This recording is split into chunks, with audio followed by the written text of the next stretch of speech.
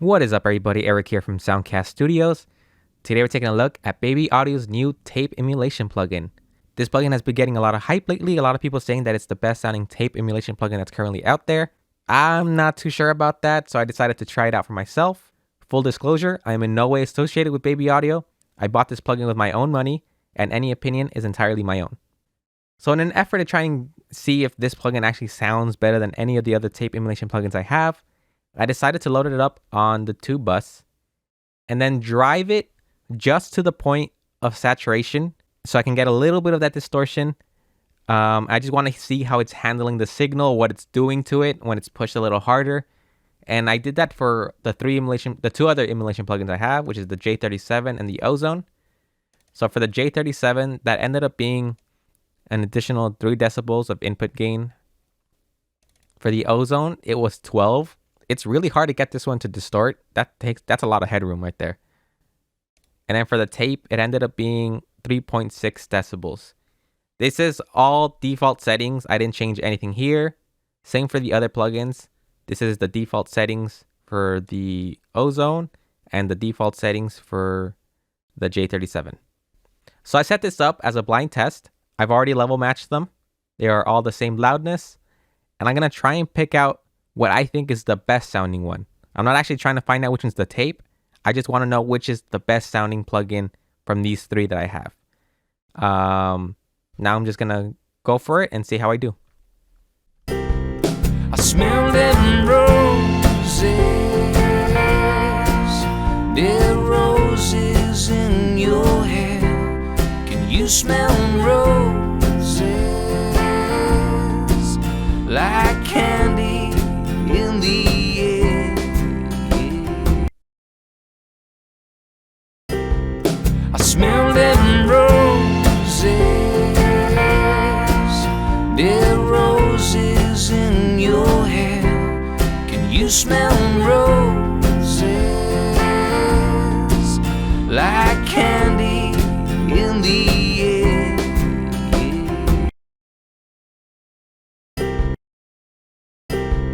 I smell dead roses,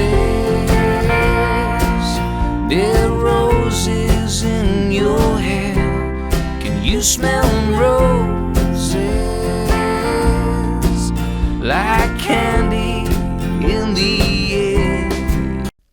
Okay, so just for fun, this one sounds the best to me, so I'm just going to assume it's the tape one.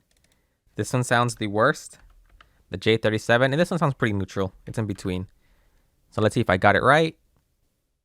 Okay, so for this situation, I thought okay, well, I got the J37 right. The Ozone and tape are neck and neck. Let's try it again. I smell dead roses,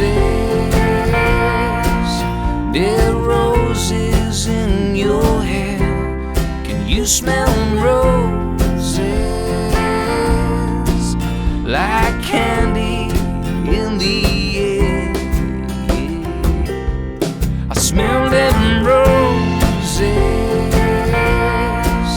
dead roses in your hair. Can you smell roses like candy? I think this is the tape. This is the Ozone. And this is the J37. Okay, I got it right this time. So these two are kind of neck and neck. I'm having a little difficulty. I'm focusing now on the low end, which I feel like I can tell them a little bit apart there. I might just be fooling myself. So let me try for one last try. So let me try one last time. In the air, I smell dead roses, dead roses in your hair. Can you smell roses like candy in the air? Okay, this one I'm pretty sure is the tape. Just that low end sounds really, really good to me. This is the Ozone. I think this is the J37. I might have chosen a little too fast, but okay. Well, I kind of messed that one up. But the Ozone and the tape seem to be neck and neck for me. Let me actually try and see if I can pick those two apart from each other. So let me remove it from here. So it's just going to be these two.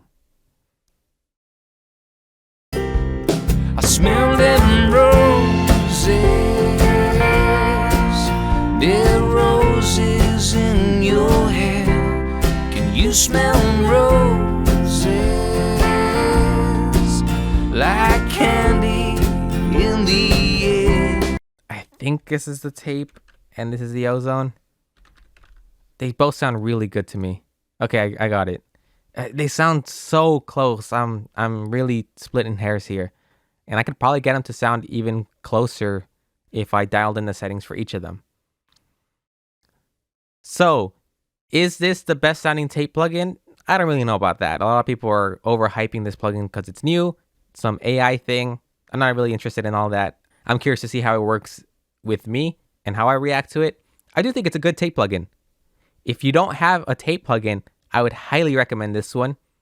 I'd even recommend this one over the J37 just because of the additional flexibility that this one has. So I didn't mess around with any of that. I didn't try this out on different sources. I tend to use tape on the master bus. That's my workflow. And so I'm testing it for that situation. But for that situation, I really like it, honestly. I think it sounds a little bit better than the J37. Like I said, it's more flexible.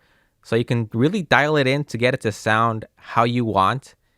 The built-in mix knob is nice, so you can do parallel. You can use it in parallel without needing to do some additional routing. It's already built in. The bypass is right there. It's really easy to use. And the gain computation is nice. But overall, I think it's a really good plugin. At its current sale price of $39, which is what I got it for, I do think it's worth it. Just an additional $10 from the J37. At its retail price of $69, that's a little bit more, that's more subjective. I tend to not value plugins that highly. To me, like $50 max is what I'm willing to spend for a plugin.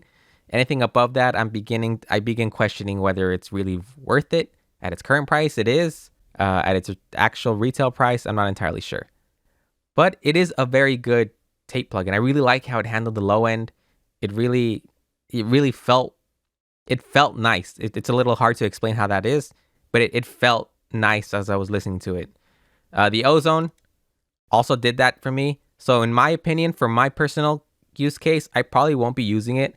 I'm so used to using the Ozone at this point that little difference that I was having trouble hearing in the first place isn't enough for me to actually be using this over it. They sound too close to my ears, at least. So overall, I recommend this plugin at $39. Above that becomes your choice. But I do think it's a good sounding plugin. That is going to be the end of this video. In the comment section below, let me know what you liked, what you didn't like, and what you thought I could have done better. And I'll see you all in the next video.